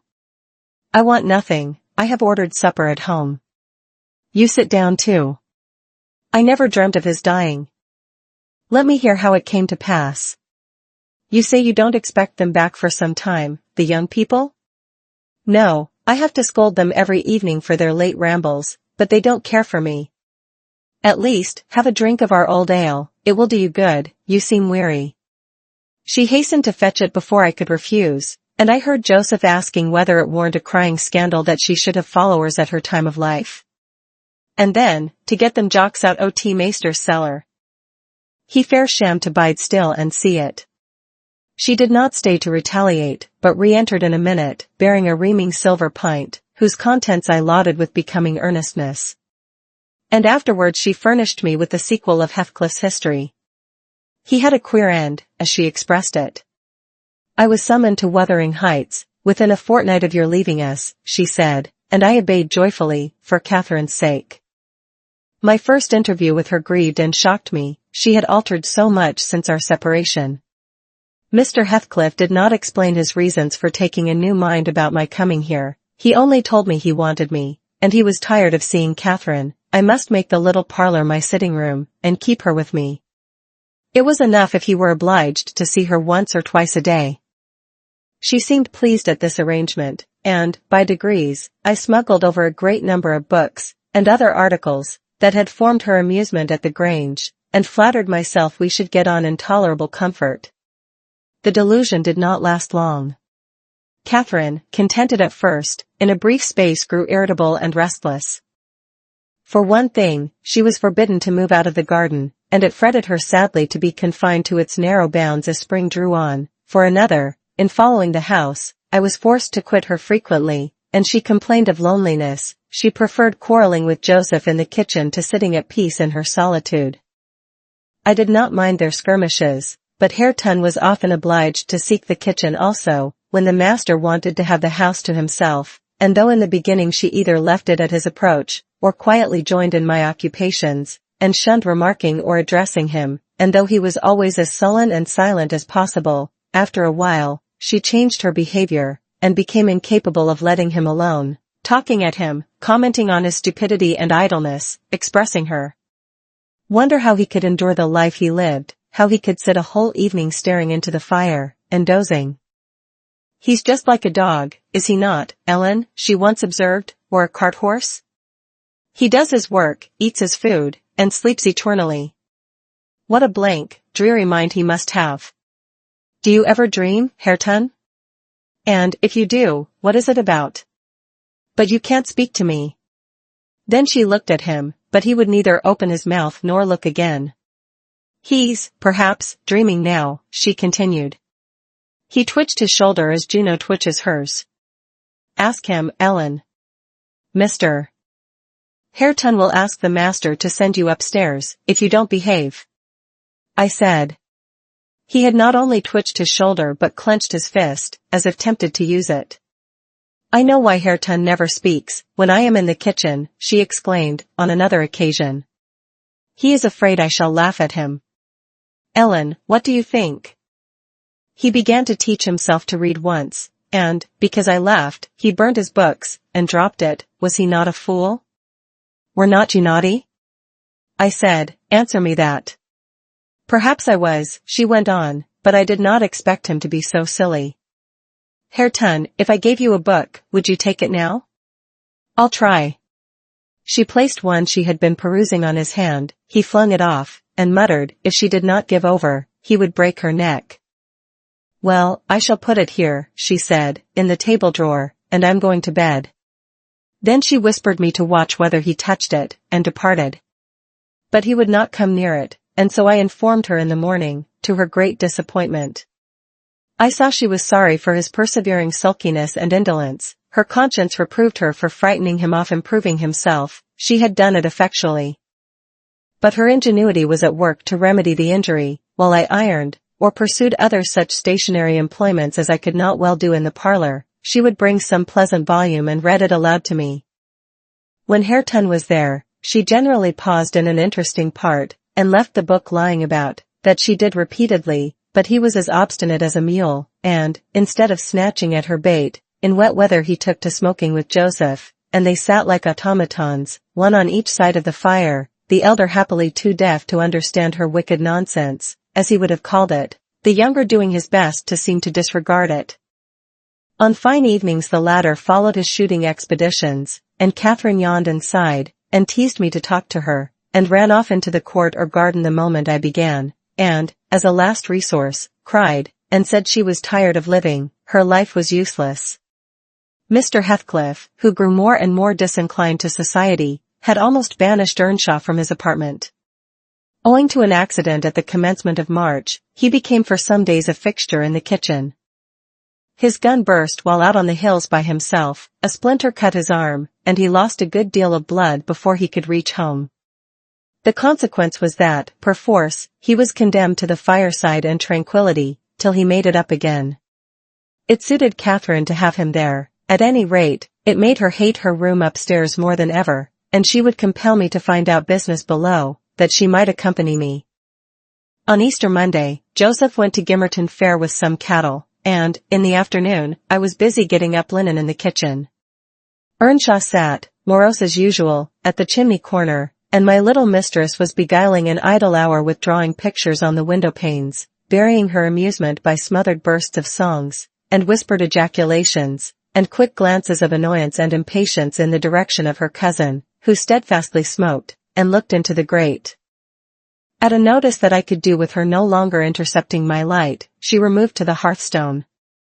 I bestowed little attention on her proceedings, but, presently, I heard her begin, "I found out, Hareton, that I want, that I'm glad, that I should like you to be my cousin now, if you had not grown so cross to me, and so rough." Hareton returned no answer. "Hareton, Hareton, Hareton. Do you hear?" she continued. "Get off ye," he growled, with uncompromising gruffness. "Let me take that pipe," she said, cautiously advancing her hand and abstracting it from his mouth. Before he could attempt to recover it, it was broken, and behind the fire. He swore at her and seized another. "Stop," she cried, "you must listen to me first, and I can't speak while those clouds are floating in my face." "Will you go to the devil," he exclaimed, ferociously, "and let me be?" "No," she persisted, "I won't. I can't tell what to do to make you talk to me, and you are determined not to understand. When I call you stupid, I don't mean anything, I don't mean that I despise you. Come, you shall take notice of me, Hareton, you are my cousin, and you shall own me. I shall have naught to do with you and your mucky pride, and your damned mocking tricks," he answered. "I'll go to hell, body and soul, before I look sideways after you again. Side at OT gate, now, this minute." Catherine frowned, and retreated to the window seat chewing her lip, and endeavoring, by humming an eccentric tune, to conceal a growing tendency to sob. "You should be friends with your cousin, Mr. Hareton," I interrupted, "since she repents of her sauciness. It would do you a great deal of good, it would make you another man to have her for a companion." "A companion," he cried, "when she hates me, and does not think me fit to wipe her shoon. Nay, if it made me a king, I'd not be scorned for seeking her goodwill any more." "It is not I who hate you, it is you who hate me," wept Cathy, no longer disguising her trouble. "You hate me as much as Mr. Heathcliff does, and more." "You're a damned liar," began Earnshaw. "Why have I made him angry, by taking your part, then, 100 times? And that when you sneered at and despised me, and, go on plaguing me, and I'll step in yonder, and say you worried me out of the kitchen." "I didn't know you took my part," she answered, drying her eyes, "and I was miserable and bitter at everybody, but now I thank you, and beg you to forgive me. What can I do besides?" She returned to the hearth, and frankly extended her hand. He blackened and scowled like a thundercloud, and kept his fists resolutely clenched, and his gaze fixed on the ground. Catherine, by instinct, must have divined it was obdurate perversity, and not dislike, that prompted this dogged conduct, for, after remaining an instant undecided, she stooped and impressed on his cheek a gentle kiss. The little rogue thought I had not seen her, and, drawing back, she took her former station by the window, quite demurely. I shook my head reprovingly, and then she blushed and whispered, "Well, what should I have done, Ellen?" "He wouldn't shake hands, and he wouldn't look. I must show him some way that I like him, that I want to be friends." Whether the kiss convinced Hareton, I cannot tell. He was very careful, for some minutes, that his face should not be seen, and when he did raise it, he was sadly puzzled where to turn his eyes. Catherine employed herself in wrapping a handsome book neatly in white paper, and having tied it with a bit of ribbon, and addressed it to Mr. Heathcliff Earnshaw, she desired me to be her ambassadress, and convey the present to its destined recipient. "And tell him, if he'll take it, I'll come and teach him to read it right," she said, "and, if he refuse it, I'll go upstairs, and never tease him again." I carried it, and repeated the message, anxiously watched by my employer. Hareton would not open his fingers, so I laid it on his knee. He did not strike it off either. I returned to my work. Catherine leaned her head and arms on the table, till she heard the slight rustle of the covering being removed, then she stole away, and quietly seated herself beside her cousin. He trembled, and his face glowed. All his rudeness and all his surly harshness had deserted him. He could not summon courage, at first, to utter a syllable in reply to her questioning look, and her murmured petition. "Say you forgive me, Hareton, do. You can make me so happy by speaking that little word." He muttered something inaudible. "And you'll be my friend?" added Catherine, interrogatively. "Nay, you'll be ashamed of me every day of your life," he answered, "and the more ashamed, the more you know me, and I cannot bide it." "So you won't be my friend," she said, smiling as sweet as honey, and creeping close up. I overheard no further distinguishable talk, but, on looking round again, I perceived two such radiant countenances bent over the page of the accepted book, that I did not doubt the treaty had been ratified on both sides, and the enemies were, thenceforth, sworn allies. The work they studied was full of costly pictures, and those in their position had charm enough to keep them unmoved till Joseph came home.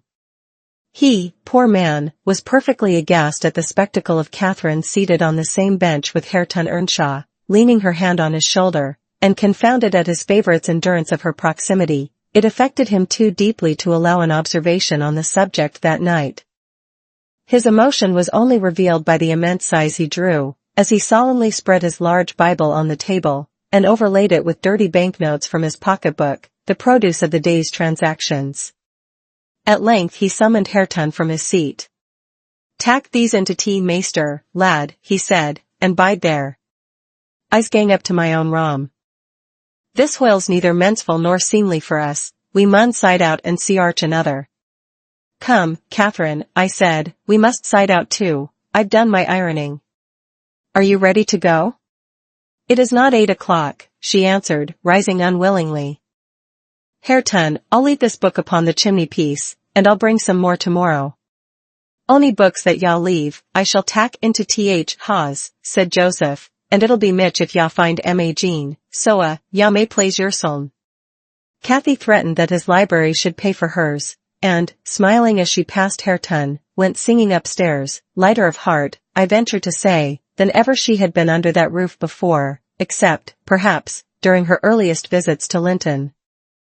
The intimacy thus commenced grew rapidly, though it encountered temporary interruptions. Earnshaw was not to be civilized with a wish, and my young lady was no philosopher, and no paragon of patience, but both their minds tending to the same point, one loving and desiring to esteem, and the other loving and desiring to be esteemed, they contrived in the end to reach it. You see, Mr. Lockwood, it was easy enough to win Mrs. Heathcliff's heart. But now, I'm glad you did not try. The crown of all my wishes will be the union of those two. I shall envy no one on their wedding day, there won't be a happier woman than myself in England. Chapter 33. On the morrow of that Monday, Earnshaw being still unable to follow his ordinary employments, and therefore remaining about the house, I speedily found it would be impracticable to retain my charge beside me, as heretofore. She got downstairs before me, and out into the garden, where she had seen her cousin performing some easy work, and when I went to bid them come to breakfast, I saw she had persuaded him to clear a large space of ground from currant and gooseberry bushes, and they were busy planning together an importation of plants from the Grange. I was terrified at the devastation which had been accomplished in a brief half-hour. The black-currant trees were the apple of Joseph's eye, and she had just fixed her choice of a flower-bed in the midst of them. "There! That will be all shown to the master," I exclaimed, "the minute it is discovered. And what excuse have you to offer for taking such liberties with the garden? We shall have a fine explosion on the head of it, see if we don't. Mr.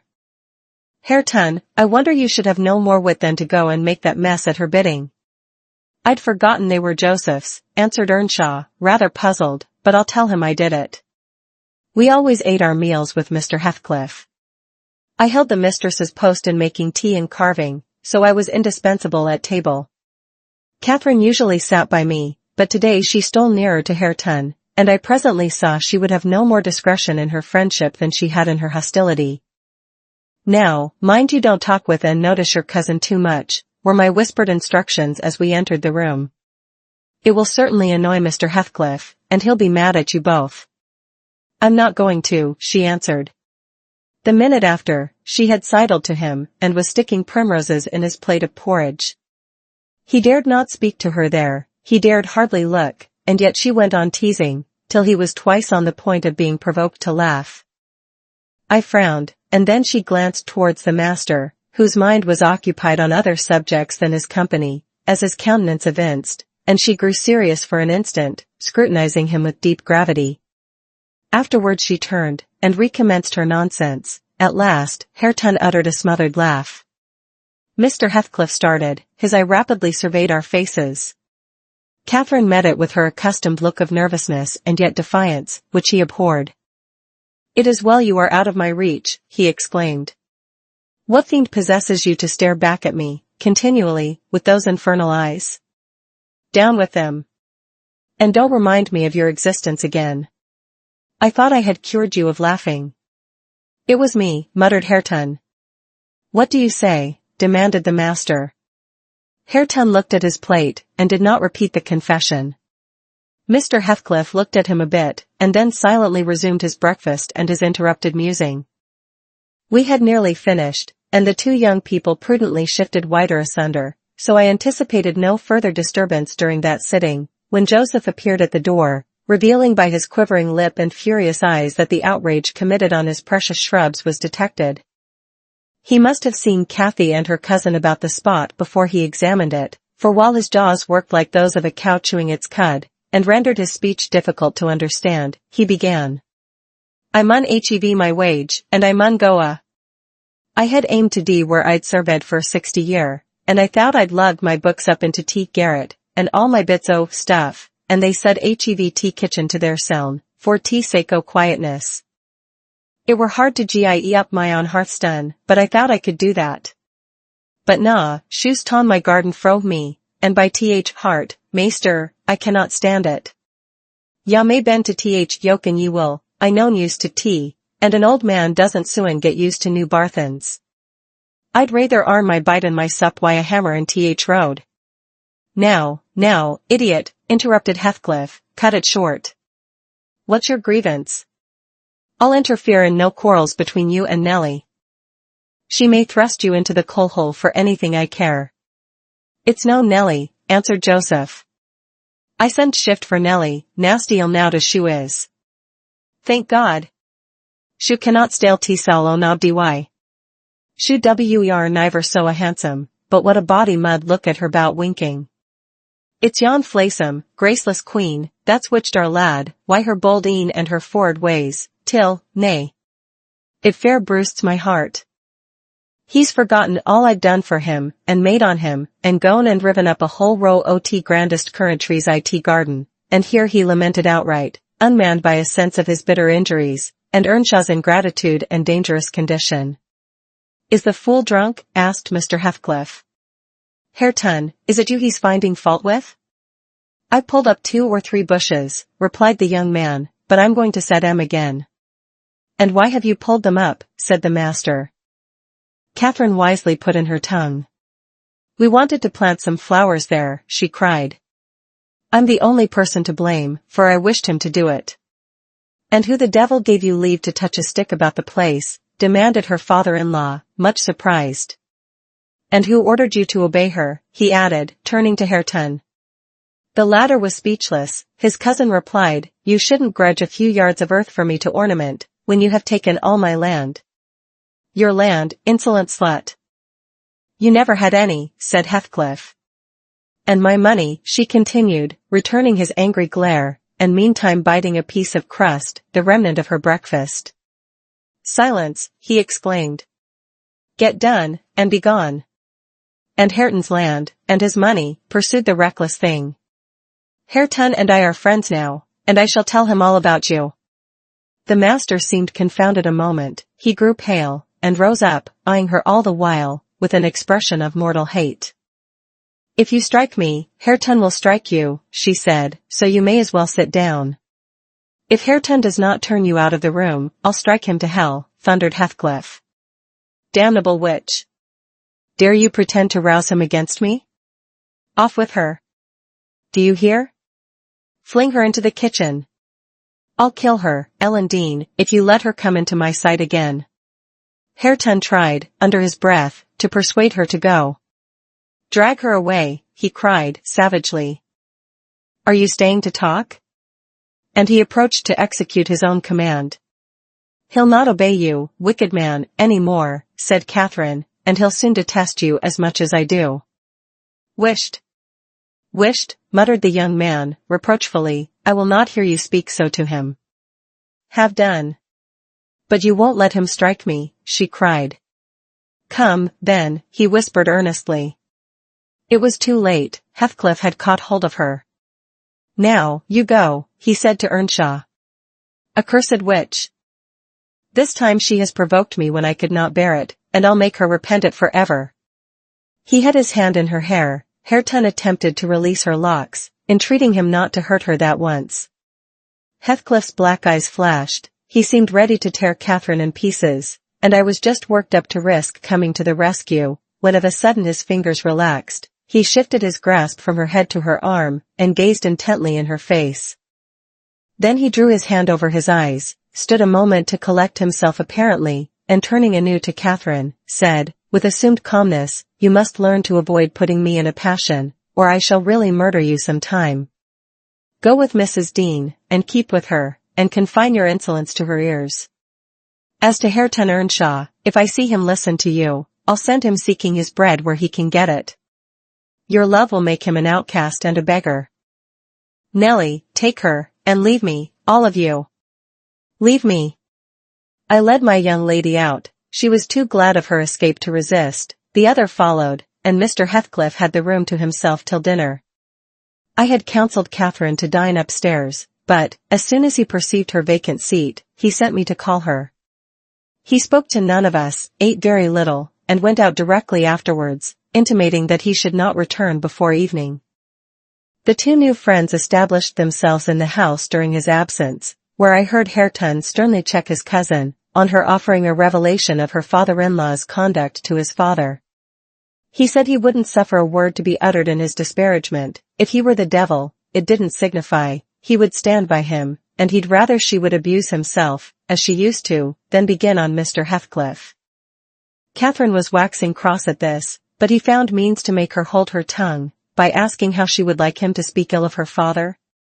Then she comprehended that Earnshaw took the master's reputation home to himself, and was attached by ties stronger than reason could break, chains, forged by habit, which it would be cruel to attempt to loosen.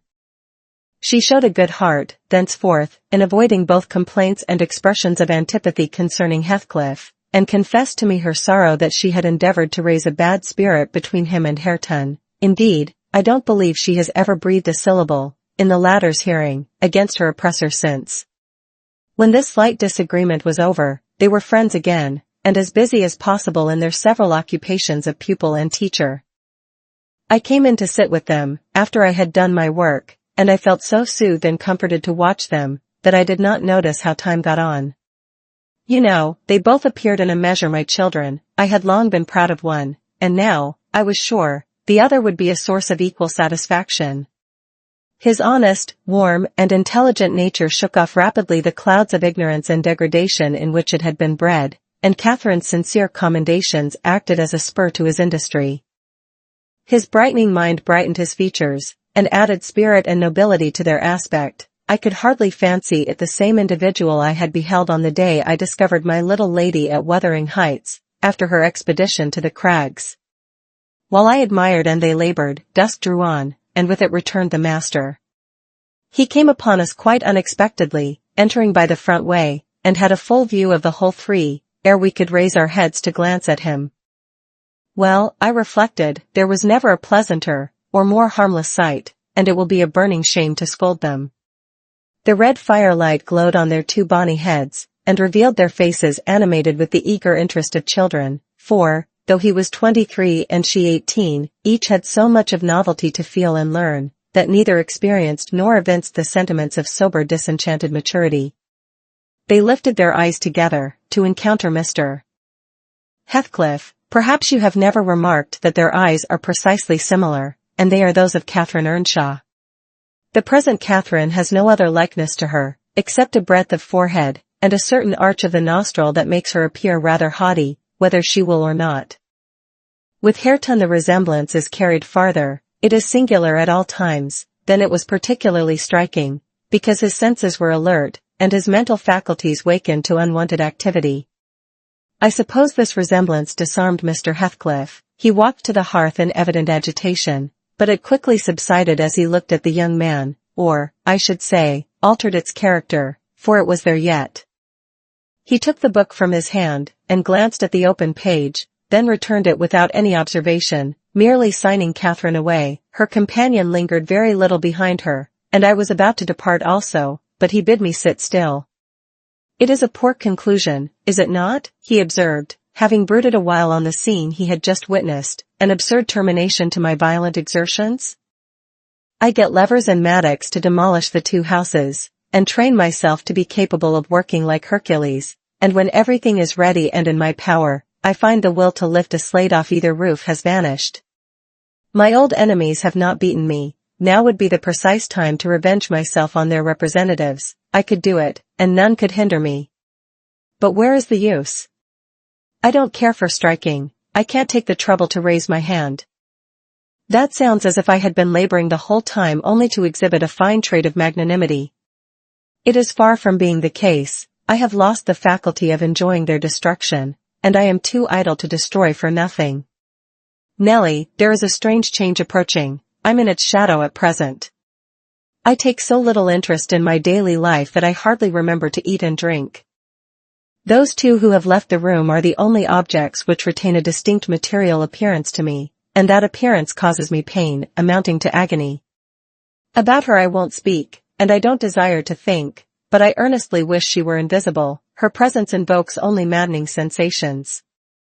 He moves me differently, and yet if I could do it without seeming insane, I'd never see him again. You'll perhaps think me rather inclined to become so, he added, making an effort to smile, if I try to describe the thousand forms of past associations and ideas he awakens or embodies. But you'll not talk of what I tell you, and my mind is so eternally secluded in itself, it is tempting at last to turn it out to another. 5 minutes ago Hareton seemed a personification of my youth, not a human being. I felt to him in such a variety of ways, that it would have been impossible to have accosted him rationally. In the first place, his startling likeness to Catherine connected him fearfully with her. That, however, which you may suppose the most potent to arrest my imagination, is actually the least, for what is not connected with her to me? And what does not recall her? I cannot look down to this floor, but her features are shaped in the flags. In every cloud, in every tree, filling the air at night, and caught by glimpses in every object by day, I am surrounded with her image. The most ordinary faces of men and women, my own features, mock me with a resemblance. The entire world is a dreadful collection of memoranda that she did exist, and that I have lost her. Well, Hareton's aspect was the ghost of my immortal love, of my wild endeavors to hold my right, my degradation, my pride, my happiness, and my anguish. But it is frenzy to repeat these thoughts to you, only it will let you know why, with a reluctance to be always alone, his society is no benefit, rather an aggravation of the constant torment I suffer, and it partly contributes to render me regardless how he and his cousin go on together. I can give them no attention any more. But what do you mean by a change, Mr. Heathcliff?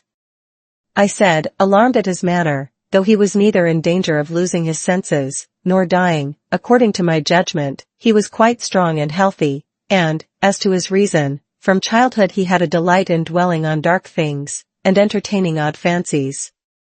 He might have had a monomania on the subject of his departed idol, but on every other point his wits were as sound as mine. I shall not know that till it comes, he said, I'm only half conscious of it now. You have no feeling of illness, have you? I asked. No, Nellie, I have not, he answered. Then you are not afraid of death? I pursued. Afraid? No, he replied. I have neither a fear, nor a presentiment, nor a hope of death. Why should I? With my hard constitution and temperate mode of living, and unperilous occupations, I ought to, and probably shall, remain above ground till there is scarcely a black hair on my head. And yet I cannot continue in this condition. I have to remind myself to breathe, almost to remind my heart to beat. And it is like bending back a stiff spring. It is by compulsion that I do the slightest act not prompted by one thought, and by compulsion that I notice anything alive or dead, which is not associated with one universal idea. I have a single wish, and my whole being and faculties are yearning to attain it. They have yearned towards it so long, and so unwaveringly, that I'm convinced it will be reached, and soon, because it has devoured my existence, I am swallowed up in the anticipation of its fulfillment. My confessions have not relieved me, but they may account for some otherwise unaccountable phases of humor which I show. Oh God! It is a long fight, I wish it were over. He began to pace the room, muttering terrible things to himself, till I was inclined to believe, as he said Joseph did, that conscience had turned his heart to an earthly hell. I wondered greatly how it would end. Though he seldom before had revealed this state of mind, even by looks, it was his habitual mood, I had no doubt. He asserted it himself, but not a soul, from his general bearing, would have conjectured the fact. You did not when you saw him, Mr. Lockwood, and at the period of which I speak, he was just the same as then, only fonder of continued solitude, and perhaps still more laconic in company. Chapter 34. For some days after that evening, Mr. Heathcliff shunned meeting us at meals, yet he would not consent formally to exclude Hareton and Cathy. He had an aversion to yielding so completely to his feelings, choosing rather to absent himself, and eating once in 24 hours seemed sufficient sustenance for him. One night, after the family were in bed, I heard him go downstairs, and out at the front door. I did not hear him re-enter, and in the morning I found he was still away. We were in April then, the weather was sweet and warm, the grass as green as showers and sun could make it, and the 2 dwarf apple trees near the southern wall in full bloom. After breakfast, Catherine insisted on my bringing a chair and sitting with my work under the fir trees at the end of the house, and she beguiled Hareton, who had perfectly recovered from his accident, to dig and arrange her little garden, which was shifted to that corner by the influence of Joseph's complaints. I was comfortably reveling in the spring fragrance around, and the beautiful soft blue overhead, when my young lady, who had run down near the gate to procure some primrose roots for a border, returned only half laden, and informed us that Mr. Heathcliff was coming in. And he spoke to me, she added, with a perplexed countenance. What did he say? Asked Hareton. He told me to be gone as fast as I could, she answered. But he looked so different from his usual look that I stopped a moment to stare at him. How? He inquired. Why, almost bright and cheerful. No, almost nothing, very much excited, and wild, and glad, she replied.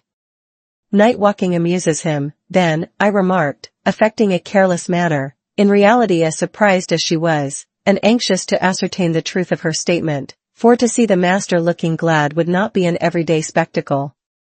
I framed an excuse to go in. Heathcliff stood at the open door. He was pale, and he trembled, yet, certainly, he had a strange joyful glitter in his eyes, that altered the aspect of his whole face. Will you have some breakfast? I said. You must be hungry, rambling about all night. I wanted to discover where he had been, but I did not like to ask directly. No, I'm not hungry, he answered, averting his head, and speaking rather contemptuously, as if he guessed I was trying to divine the occasion of his good humor. I felt perplexed. I didn't know whether it were not a proper opportunity to offer a bit of admonition. I don't think it right to wander out of doors, I observed, instead of being in bed. It is not wise, at any rate this moist season. I dare say you'll catch a bad cold, or a fever. You have something the matter with you now. Nothing but what I can bear, he replied, and with the greatest pleasure, provided you'll leave me alone. Get in, and don't annoy me. I obeyed, and, in passing, I noticed he breathed as fast as a cat. Yes. I reflected to myself, we shall have a fit of illness. I cannot conceive what he has been doing.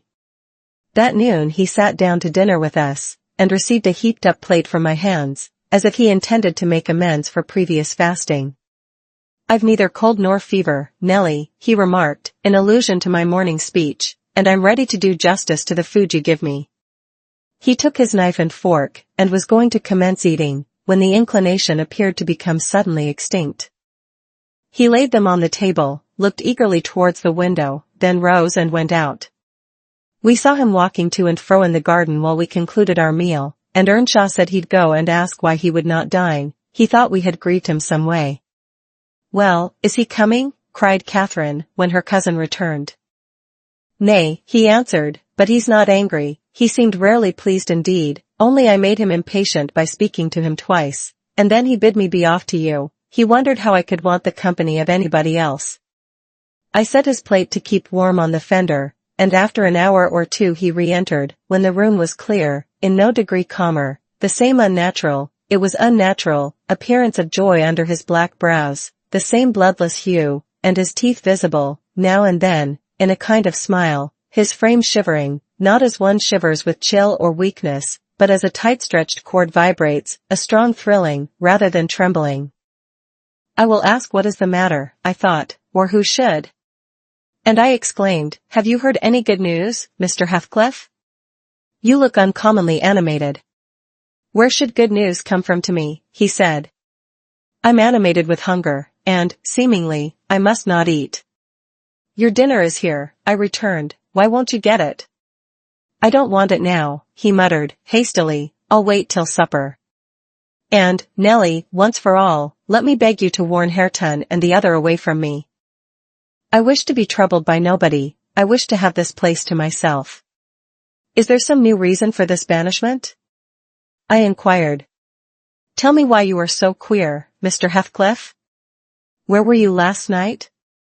I'm not putting the question through idle curiosity, but... You are putting the question through very idle curiosity, he interrupted, with a laugh. Yet I'll answer it. Last night I was on the threshold of hell. Today, I am within sight of my heaven. I have my eyes on it, hardly 3 feet to sever me. And now you'd better go. You'll neither see nor hear anything to frighten you, if you refrain from prying. Having swept the hearth and wiped the table, I departed, more perplexed than ever. He did not quit the house again that afternoon, and no one intruded on his solitude, till, at 8 o'clock, I deemed it proper, though unsummoned, to carry a candle and his supper to him. He was leaning against the ledge of an open lattice, but not looking out, his face was turned to the interior gloom. The fire had smoldered to ashes, the room was filled with the damp, mild air of the cloudy evening, and so still, that not only the murmur of the beck down Gimmerton was distinguishable, but its ripples and its gurgling over the pebbles, or through the large stones which it could not cover. I uttered an ejaculation of discontent at seeing the dismal grate, and commenced shutting the casements, one after another, till I came to his. Must I close this? I asked, in order to rouse him, for he would not stir. The light flashed on his features as I spoke. Oh, Mr. Lockwood, I cannot express what a terrible start I got by the momentary view. Those deep black eyes. That smile and ghastly paleness. It appeared to me, not Mr. Heathcliff, but a goblin, and, in my terror, I let the candle bend towards the wall, and it left me in darkness. Yes, close it, he replied, in his familiar voice. There, that is pure awkwardness. Why did you hold the candle horizontally? Be quick, and bring another. I hurried out in a foolish state of dread, and said to Joseph, the master wishes you to take him a light and rekindle the fire. For I dared not go in myself again just then. Joseph rattled some fire into the shovel, and went, but he brought it back immediately, with the supper tray in his other hand, explaining that Mr. Heathcliff was going to bed, and he wanted nothing to eat till morning. We heard him mount the stairs directly. He did not proceed to his ordinary chamber, but turned into that with the panelled bed. Its window, as I mentioned before, is wide enough for anybody to get through, and it struck me that he plotted another midnight excursion, of which he had rather we had no suspicion. Is he a ghoul or a vampire? I mused. I had read of such hideous incarnate demons. And then I set myself to reflect how I had tended him in infancy, and watched him grow to youth, and followed him almost through his whole course, and what absurd nonsense it was to yield to that sense of horror. But where did he come from, the little dark thing, harbored by a good man to his bane, muttered superstition, as I dozed into unconsciousness. And I began, half dreaming, to weary myself with imagining some fit parentage for him, and, repeating my waking meditations, I tracked his existence over again, with grim variations, at last, picturing his death and funeral, of which, all I can remember is, being exceedingly vexed at having the task of dictating an inscription for his monument, and consulting the sexton about it, and, as he had no surname, and we could not tell his age, we were obliged to content ourselves with the single word. Heathcliff. That came true, we were. If you enter the kirkyard, you'll read, on his headstone, only that, and the date of his death. Dawn restored me to common sense. I rose, and went into the garden, as soon as I could see, to ascertain if there were any footmarks under his window. There were none. He has stayed at home, I thought, and he'll be all right today. I prepared breakfast for the household, as was my usual custom, but told Heathcliff and Catherine to get theirs ere the master came down, for he lay late.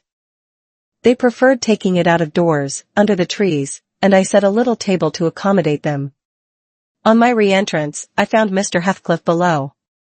He and Joseph were conversing about some farming business. He gave clear, minute directions concerning the matter discussed, but he spoke rapidly, and turned his head continually aside, and had the same excited expression, even more exaggerated.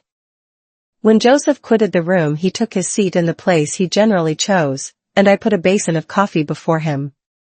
He drew it nearer, and then rested his arms on the table, and looked at the opposite wall, as I supposed, surveying one particular portion, up and down, with glittering, restless eyes, and with such eager interest that he stopped breathing during half a minute together.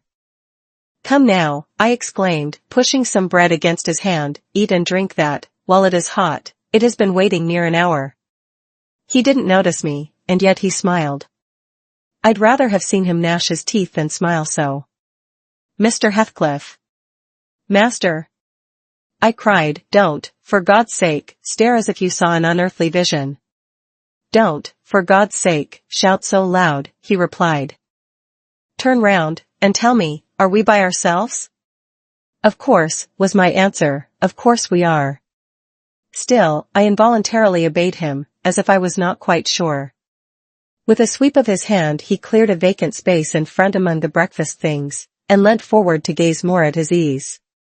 Now, I perceived he was not looking at the wall, for when I regarded him alone, it seemed exactly that he gazed at something within 2 yards distance. And whatever it was, it communicated, apparently, both pleasure and pain in exquisite extremes. At least the anguished, yet raptured, expression of his countenance suggested that idea. The fancied object was not fixed, either. His eyes pursued it with unwearied diligence, and, even in speaking to me, were never weaned away. I vainly reminded him of his protracted abstinence from food. If he stirred to touch anything in compliance with my entreaties, if he stretched his hand out to get a piece of bread, his fingers clenched before they reached it, and remained on the table, forgetful of their aim. I sat, a model of patience, trying to attract his absorbed attention from its engrossing speculation, till he grew irritable, and got up, asking why I would not allow him to have his own time in taking his meals, and saying that on the next occasion I needn't wait, I might set the things down and go. Having uttered these words he left the house, slowly sauntered down the garden path, and disappeared through the gate. The hours crept anxiously by, another evening came. I did not retire to rest till late, and when I did, I could not sleep. He returned after midnight, and, instead of going to bed, shut himself into the room beneath. I listened, and tossed about, and, finally, dressed and descended. It was too irksome to lie there, harassing my brain with 100 idle misgivings. I distinguished Mr. Heathcliff's step, restlessly measuring the floor, and he frequently broke the silence by a deep inspiration, resembling a groan. He muttered detached words also. The only one I could catch was the name of Catherine, coupled with some wild term of endearment or suffering, and spoken as one would speak to a person present, low and earnest, and wrung from the depth of his soul. I had not courage to walk straight into the apartment, but I desired to divert him from his reverie, and therefore fell foul of the kitchen fire, stirred it, and began to scrape the cinders. It drew him forth sooner than I expected. He opened the door immediately, and said, "Nellie, come here, is it morning? Come in with your light." "It is striking 4, I answered. "You want a candle to take upstairs, you might have lit one at this fire."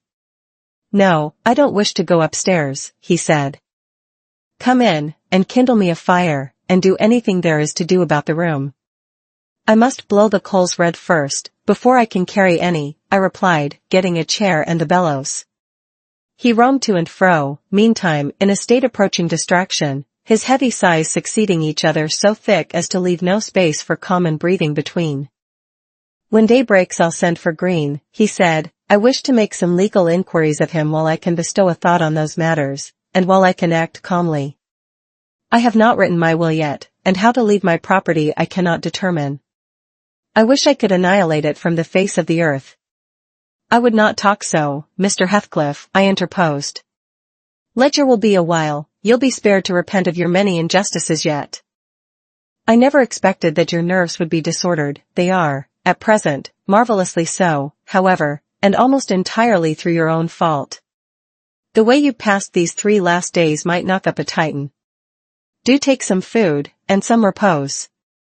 You need only look at yourself in a glass to see how you require both.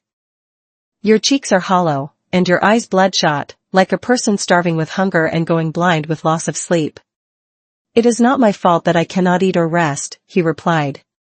I assure you it is through no settled designs. I'll do both, as soon as I possibly can. But you might as well bid a man struggling in the water rest within arm's length of the shore. I must reach it first, and then I'll rest.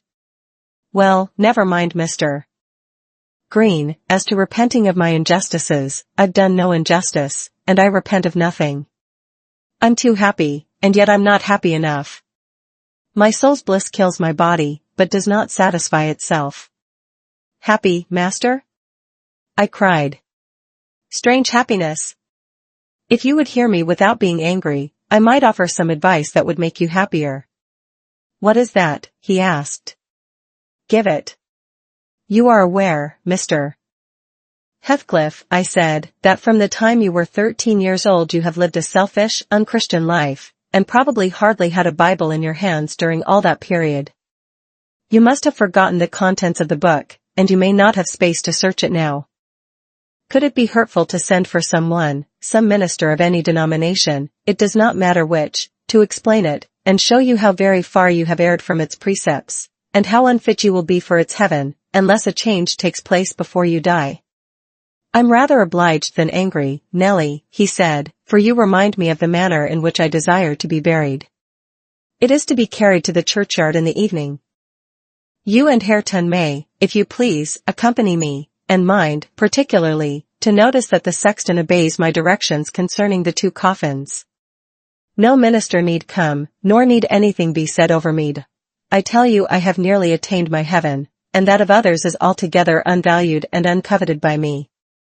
And supposing you persevered in your obstinate fast, and died by that means, and they refused to bury you in the precincts of the kirk? I said, shocked at his godless indifference. How would you like it? They won't do that, he replied. If they did, you must have me removed secretly, and if you neglect it you shall prove, practically, that the dead are not annihilated. As soon as he heard the other members of the family stirring he retired to his den, and I breathed freer. But in the afternoon, while Joseph and Hareton were at their work, he came into the kitchen again, and, with a wild look, bid me come and sit in the house. He wanted somebody with him. I declined, telling him plainly that his strange talk and manner frightened me, and I had neither the nerve nor the will to be his companion alone.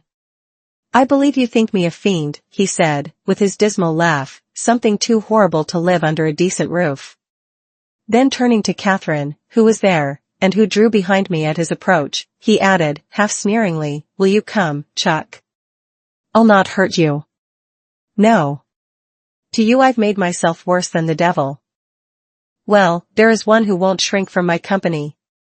By God! She's relentless. Oh, damn it!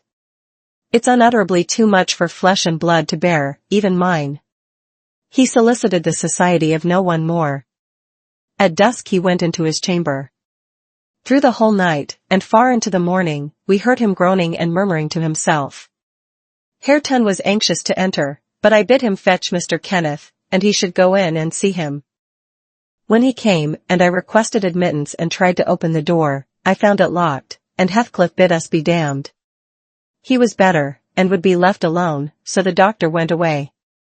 The following evening was very wet, indeed, it poured down till day dawn, and, as I took my morning walk round the house, I observed the master's window swinging open, and the rain driving straight in. He cannot be in bed, I thought, those showers would drench him through. He must either be up or out. But I'll make no more ado, I'll go boldly and look. Having succeeded in obtaining entrance with another key, I ran to unclose the panels, for the chamber was vacant. Quickly pushing them aside, I peeped in. Mr. Heathcliff was there, laid on his back. His eyes met mine so keen and fierce, I started, and then he seemed to smile. I could not think him dead, but his face and throat were washed with rain, the bedclothes dripped, and he was perfectly still. The lattice, flapping to and fro, had grazed one hand that rested on the sill, no blood trickled from the broken skin, and when I put my fingers to it, I could doubt no more, he was dead and stark. I hasped the window, I combed his black long hair from his forehead, I tried to close his eyes, to extinguish, if possible, that frightful, lifelike gaze of exultation before anyone else beheld it. They would not shut, they seemed to sneer at my attempts, and his parted lips and sharp white teeth sneered too. Taken with another fit of cowardice, I cried out for Joseph. Joseph shuffled up and made a noise, but resolutely refused to meddle with him. Devils harried off his soul, he cried, and he may hev his carcass into bargain, for aught I care. Eck! What a wicked un he looks, gurning at death, and the old sinner grinned in mockery. I thought he intended to cut a caper round the bed, but suddenly composing himself, he fell on his knees, and raised his hands, and returned thanks that the lawful master and the ancient stock were restored to their rights. I felt stunned by the awful event, and my memory unavoidably recurred to former times with a sort of oppressive sadness. But poor Hareton, the most wronged, was the only one who really suffered much. He sat by the corpse all night, weeping in bitter earnest. He pressed its hand, and kissed the sarcastic, savage face that every one else shrank from contemplating, and bemoaned him with that strong grief which springs naturally from a generous heart, though it be tough as tempered steel. Mr. Kenneth was perplexed to pronounce of what disorder the master died. I concealed the fact of his having swallowed nothing for 4 days, fearing it might lead to trouble, and then, I am persuaded, he did not abstain on purpose, it was the consequence of his strange illness, not the cause. We buried him, to the scandal of the whole neighborhood, as he wished. Earnshaw and I, the sexton, and 6 men to carry the coffin, comprehended the whole attendance. The 6 men departed when they had let it down into the grave, we stayed to see it covered. Hareton, with a streaming face, dug green sods, and laid them over the brown mold himself. At present it is as smooth and verdant as its companion mounds, and I hope its tenant sleeps as soundly. But the country folks, if you ask them, would swear on the Bible that he walks. There are those who speak to having met him near the church, and on the moor, and even within this house. Idle tales, you'll say, and so say I. Yet that old man by the kitchen fire affirms he has seen 2 on 'em looking out of his chamber window on every rainy night since his death, and an odd thing happened to me about a month ago. I was going to the Grange one evening, a dark evening, threatening thunder, and, just at the turn of the heights, I encountered a little boy with a sheep and 2 lambs before him. He was crying terribly, and I supposed the lambs were skittish, and would not be guided. "What is the matter, my little man?" I asked. "There's Heathcliff and a woman yonder, under Nab," he blubbered, I dar not pass 'em. I saw nothing, but neither the sheep nor he would go on, so I bid him take the road lower down. He probably raised the phantoms from thinking, as he traversed the moors alone, on the nonsense he had heard his parents and companions repeat. Yet, still, I don't like being out in the dark now, and I don't like being left by myself in this grim house. I cannot help it. I shall be glad when they leave it, and shift to the Grange. "They are going to the Grange, then?" I said. "Yes," answered Mrs. Dean, "as soon as they are married, and that will be on New Year's Day." "And who will live here then?" "Why, Joseph will take care of the house, and, perhaps, a lad to keep him company. They will live in the kitchen, and the rest will be shut up." "For the use of such ghosts as choose to inhabit it?" I observed. "No, Mr. Lockwood," said Nellie, shaking her head. "I believe the dead are at peace, but it is not right to speak of them with levity." At that moment the garden gate swung to, the ramblers were returning.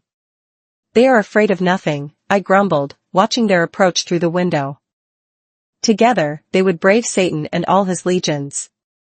As they stepped onto the doorstones, and halted to take a last look at the moon, or, more correctly, at each other by her light, I felt irresistibly impelled to escape them again, and, pressing a remembrance into the hand of Mrs. Dean, and disregarding her expostulations at my rudeness, I vanished through the kitchen as they opened the house door, and so should have confirmed Joseph in his opinion of his fellow servants' gay indiscretions, had he not fortunately recognized me for a respectable character by the sweet ring of a sovereign at his feet. My walk home was lengthened by a diversion in the direction of the kirk. When beneath its walls, I perceived decay had made progress, even in 7 months, many a window showed black gaps deprived of glass, and slates jutted off, here and there, beyond the right line of the roof, to be gradually worked off in coming autumn storms. I sought, and soon discovered, the 3 headstones on the slope next the moor, the middle one grey, and half buried in heath, Edgar Linton's only harmonized by the turf and moss creeping up its foot, Heathcliff still bare. I lingered round them, under that benign sky, watched the moths fluttering among the heath and harebells, listened to the soft wind breathing through the grass, and wondered how anyone could ever imagine unquiet slumbers for the sleepers in that quiet earth.